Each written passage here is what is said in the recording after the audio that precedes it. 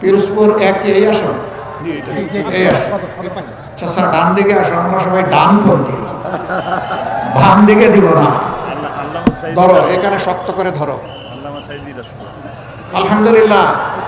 এই আসনে আগে কে নেতৃত্ব দিয়েছেন?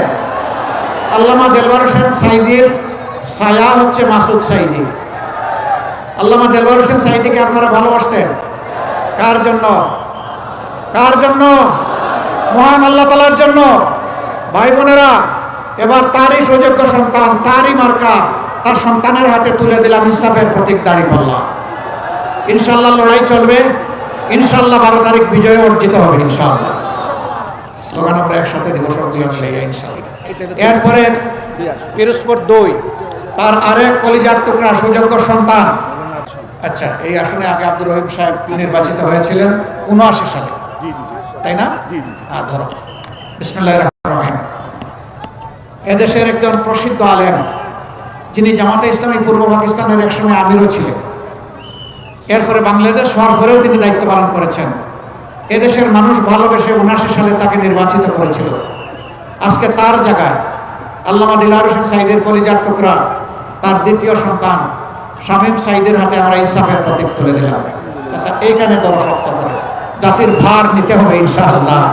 ইনশাআল্লাহ দাঁড়িপাল্লার বিজয় হবে ইনশাআল্লাহ। আপনারা সবাই দোয়া করবেন। এর সবগুলা পাল্লা উঁচিয়ে ধরো, শাপলা কোলে উঁচিয়ে ধরো। সবাই সামনে আসেন, সামনে আসেন, সামনে আসেন। এই পাল্লার মধ্যেই শাপলা করি আছে, কারণ আমরা 11 দলে এক হয়েছি। যেখানে যে মার্কা, এটাই আমাদের পাল্লা, এটাই আমাদের শাপলাকলি, এটাই আমার টেবিল, এটাই আমার রিক্সা, এটাই আমার বই, এটাই আমার ছাতা, এটা যত ইয়ে আছে সবগুলো 11টা এক জায়গায় ঢুকে গেছে। লিল্লাহি তাকবীর, লিল্লাহি তাকবীর, ইনকিলাব, ইনকিলাব, জিন্দাবাদ, জিন্দাবাদ, জিন্দাবাদ, জিন্দাবাদ। আর ভাই একটু জোরে বলবেন, প্রতীক আছে? কোন সে প্রতীক? আরো জোরে। 12 তারিখ ইনশাআল্লাহ, সকাল সন্ধ্যা সারাদিন ইনশাআল্লাহ, বিজয়মালা ইনশাআল্লাহ। মাশাআল্লাহ তাআলা আযীম।